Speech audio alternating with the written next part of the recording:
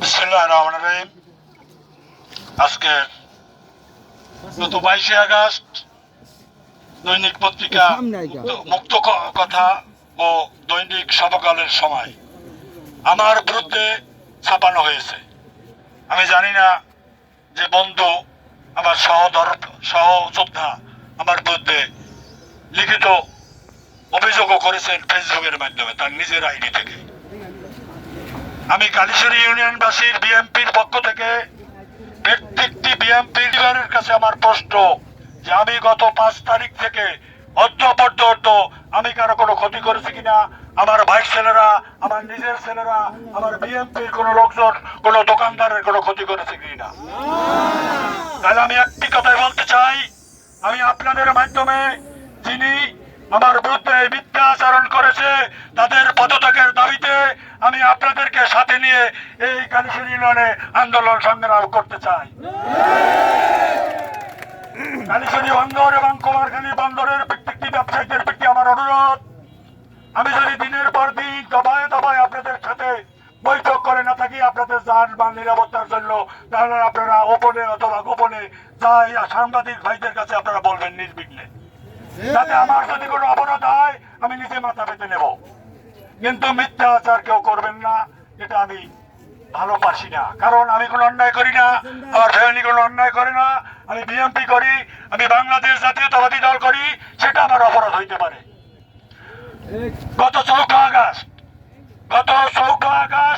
আমার বাড়িতে যখন এই আওয়ামী লীগের দোসরা, আওয়ামী লীগের স্বৈরাচারী গোন্ডা বাহিনীরা আমার বাড়িতে ঢুকে আগুন দিয়েছিল, সেই গোন্ডা বাহিনীর নাকি আমি একটা তলার লুট করেছি, আমার এই সহযোদ্ধা বলেছে। কালীশ্বরীতে গোন্ডা বাহিনী একক তালুকদারের বাহিনীতে কালীশ্বরী বাজার লুণ্ঠন করেছে, কালীশ্বরী কুমারখালী বাজার লুণ্ঠন করেছে। আমার বন্ধু লিখেছে আমি সেই একক তালুকদারের ডলার থেকে 1000 ভাগ সিমেন্ট লুট করেছি। আমার বন্ধুর কাছে প্রশ্ন, বন্ধু তুমি কোথায়? তুমি কেন এখন তুমি গত 4-5 তারিখে কি কালীশ্বরী ছিলা?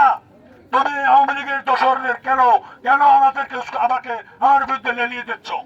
আসো বন্ধু, তোমার সাথে একসাথে রাজনীতি করবো, তোমার সাথে একসাথে বৈঠক করবো। তুমি আমার ইউনিয়নে আসো, আমার ইউনিয়নের জনগণ নিয়ে এইভাবে বসো, আমার কোনো আপত্তি থাকবে না।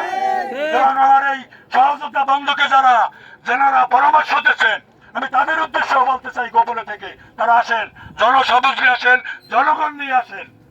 ভিতরে ভিতরে ষড়যন্ত্র করলে সে দলের অবস্থান খুব ভালো হয় না। আমি আবারও বলতে চাই আমার ইউনিয়নবাসীকে, আমার কালীশ্বরী বন্দরবাসীকে আমি অপরাধ করলে আপনারা সাংবাদিক আছে, বাহুবলে আর্মি প্রশাসন আছে, ওসি পুলিশ প্রশাসন আছে, তাদের কাছে গোপনে গিয়ে বলেন যে দলুল্লাহ এই ষড়যন্ত্র করছে। আমার মনে হয় আমি গর্ব করে বলতে পারি বাহুবলের আর্মি প্রশাসন তারাও মনে হয় জানে যে আমি ধর্মল্লা কতটা উপকার করেছি এই দেশের জনগণকে। ওসি সাহেবের সাহায্য নিয়ে আমি অনেকের বাড়িঘর ভিতরে ইউনিয়নের মধ্যে বাড়িঘর লুণ্ঠন দিতে চাইছে, তা ফিরে গেছি। তাই বন্ধুগণ, আমি আমার সহযোদ্ধা ওকে বলতে চাই তুমি রাজনীতি করো, আসো কালীশ্বরীতে একসাথে রাজনীতি করি।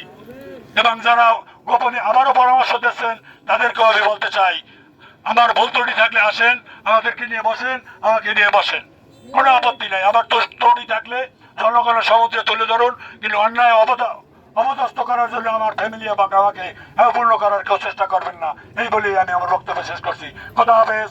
বাংলাদেশ জিন্দাবাদ, তারেক রহমান জিন্দাবাদ, খালেদা জিয়া জিন্দাবাদ, শহীদ জিয়া অমর হোক।